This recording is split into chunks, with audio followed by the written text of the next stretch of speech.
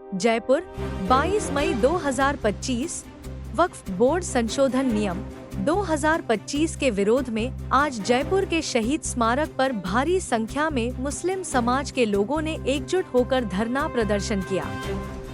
प्रदर्शन में महिलाओं की भी उल्लेखनीय भागीदारी रही, जिन्होंने अपने हक और अधिकारों की रक्षा के लिए खुलकर आवाज बुलंद की। प्रदर्शनकारियों का कहना है कि वक्फ बोर्ड से जुड़े नए संशोधन नियम अल्पसंख्यक समुदाय के अधिकारों का हनन करते हैं और उनकी संपत्तियों पर सीधा हस्तक्षेप करते हैं। उनका यह भी कहना है कि यह मामला इस समय सुप्रीम कोर्ट में विचाराधीन है और जब तक न्यायालय का निर्णय नहीं आ जाता, तब तक सरकार को किसी भी प्रकार के बदलाव से परहेज करना चाहिए। धरने के दौरान वक्ताओं ने कहा कि ये संशोधन नियम न केवल संविधान विरोधी हैं, बल्कि वक्फ संपत्तियों के अस्तित्व पर भी खतरा पैदा करते हैं। प्रदर्शनकारियों ने मांग की कि सरकार तुरंत इन संशोधनों को वापस ले और मुस्लिम समाज से संवाद स्थापित कर उनके हितों की रक्षा सुनिश्चित करे। धरना शांतिपूर्ण ढंग से संपन्न हुआ और आयोजकों ने चेतावनी दी कि यदि उनकी मांगों को अनसुना किया गया तो आंदोलन को और तेज किया जाएगा। यह मुद्दा आने वाले समय में और बड़ा रूप ले सकता है, क्योंकि इससे कहना है कि वक्फ अमेंडमेंट 2025 का हम रिजेक्ट करते हैं, हम इसका विरोध करते हैं because this is anti constitutional bill. It violets article 14-15 जो समानता का अधिकार देता है, लेकिन यहाँ धार्मिक डिस्क्रिमिनेशन हो रहा है। हिंदू अमेंडमेंट है, जैन अमेंडमेंट है, क्रिश्चियन अमेंडमेंट है, क्या उसमें आप नॉन मुस्लिम्स की एंट्री कर सकते हो? तो आप कैसे कर सकते हैं? वक्फ बाय यूजर खत्म किया जा रहा है, जबकि बाबरी मस्जिद केस में ये फाइनल डिसीजन में ये लिखा गया था कि वक्फ बाय यूजर कंटिन्यू रहेगा, जारी रहेगा और इस मस्जिद को, बाबरी मस्जिद के बाद किसी भी रिलीजियस कैरेक्टर को बदला नहीं जाएगा। फिर ये काला कानून किस लिए है? ये आर्टिकल 300A का वायलेट करता है, जो संपत्ति का अधिकार नागरिकों को देता है कि अपनी संपत्ति को कैसे भी यूज करें, किसी को भी दान करें, कुछ भी उसका उपयोग करें। ये शेड्यूल्ड ट्राइब्स जो मुस्लिम है वो वक्फ नहीं कर पाएंगे। ये लिमिटेशन एक्ट इसमें लगा दिया गया है, तो दूसरे एंडोमेंट में क्यों नहीं लगाया आपने? जो संपत्ति बेच सकता है उसकी सज़ा 2 साल थी, उसको घटाकर 6 महीने कर दिया। तो आप इंक्रीमेंट्स बढ़ाना चाहते हो, घटाना नहीं चाहते। सरकार की नियत ये है कि SI के अंडर में जितनी भी मॉन्यूमेंट्स आएंगी उस पर जो वक्फ नहीं होंगी, यानी सरकार का होल्ड हो जाएगा पूरा। तो हम इस काले कानून को रिजेक्ट करते हैं। ये आर्टिकल 14, 15, 25, 26, 29 और 300A को वायलेट करता है और संविधान में आर्टिकल 142 है वो सुप्रीम कोर्ट को ये शक्ति प्रदान करता है, कोई भी अन्यायपूर्ण कानून हो उसे सुप्रीम कोर्ट रद्द कर सकती है, फेरबदल कर सकती है, खत्म कर सकती है। तो हम सब यहाँ मौजूद हैं, आप देख रहे हैं ख़वातीन की कितनी तादाद है, मर्द हजरात की वो इसीलिए है। हम जब तक लड़ते रहेंगे जब तक इस काले कानून को रद्द नहीं किया जाएगा। कोर्ट में भी मामला है सरकार की तरफ से दी जा रही है। इनको मुसलमानों के जरिए ही और मुसलमानों के दरमियान ही सोल्व किया जाएगा। कोर्ट में मामला चल रहा है, कल दलील भी दी गई है। जजमेंट है, कुछ बेईमान हाँ, जो दलीलें दी गई हैं 4 वकील से सुप्रीम कोर्ट के जो हमारे थे, कपिल सिब्बल साहब थे और दूसरे जो हुज़ैफा साहब थे और जो चारों वकील थे, वो जिन्होंने वो दलील दी, तो जस्टिस सॉलिसिटर तुषार मेहता के पास उनकी कोई पुख्ता जवाब नहीं था और जस्टिस गवई ने और जस्टिस AG मसई ने गौर किया है कि ये एंटी कॉन्स्टिट्यूशनल है और हमें सुप्रीम कोर्ट से पूरी उम्मीद है कि वो हमें न्याय दे। फैसला नहीं सुप्रीम बाबरी मस्जिद का था, वो न्याय नहीं था, वो फैसला था। हमें न्याय चाहिए। जब तक न्याय नहीं मिलेगा हम इसके लिए कोशिश करते रहेंगे और शांतिपूर्वक प्रदर्शन करेंगे। विरोध प्रदर्शन करना हमारा अधिकार है, कॉन्स्टिट्यूशन हमें राइट्स देता है।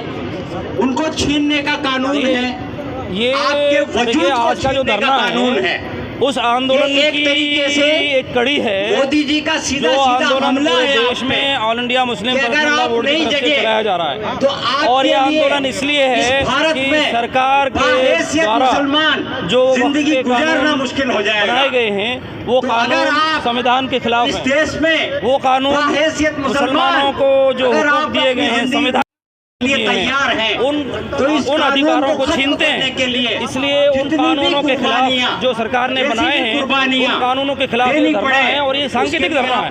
अगर सरकार इन कानूनों को वापस नहीं लेती है तो ये आंदोलन जारी रहेगा और आगे इससे भी ज्यादा बड़ी संख्या में जयपुर शहर के लोग ही नहीं पूरे देश के लोग खड़े होकर इसका विरोध करते रहेंगे, उस वक्त तक करते रहेंगे जब तक कि सरकार इन कानूनों को वापस नहीं ले लेगी। आज के बारे में बताता हूँ आपको, आज भी राजस्थान में लगभग 15 जगहों पर ये धरना दिए जा रहे हैं और राष्ट्रपति के नाम में उन्होंने भेजे जा रहे हैं। तो आज यही बात कही जा रही है केंद्र सरकार को कि आप इन कानूनों को वापस लीजिए, आप जितना जल्दी वापस लेंगे, क्योंकि ये संविधान के खिलाफ है। देश हमारा संविधान से चलेगा, हम जिंदा हैं, मन मर्जी से नहीं चलेगा।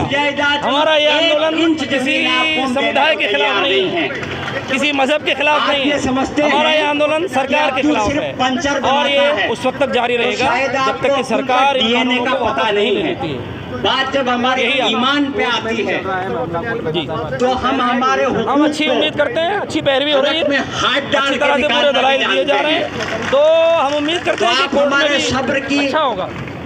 आजमाइश मत कीजिए, अच्छी दलाइल दिए जा रहे हैं, मुसलमान ना आपसे डरता है, समझेगा, अच्छी अमित शाह से डरता है, अच्छा फैसला होगा, हम अच्छी उम्मीद करते हैं। नफरत की सियासत से डरता है, हम सिर्फ अल्लाह से। संविधान है, संविधान में सबका फंडामेंटल राइट्स होता है। ये संविधान बाबा साहब भीमराव अंबेडकर के द्वारा बनाया गया हिंदुस्तान की आज़ादी के बाद हर आदमी को धार्मिक, शैक्षणिक, सामाजिक, आर्थिक और सैनिक सुरक्षा के तहत अधिकार होता है। लेकिन सारे एक्सपेरिमेंट क्या अक़लियत के लोगों पे किए जाते हैं? क्या देवस्थान के अंदर या अन्य जो ट्रस्ट बने हुए हैं, क्या अक़लियत के लोगों को उसका फंडामेंटल बराबर की राइट देने की बात करेंगे?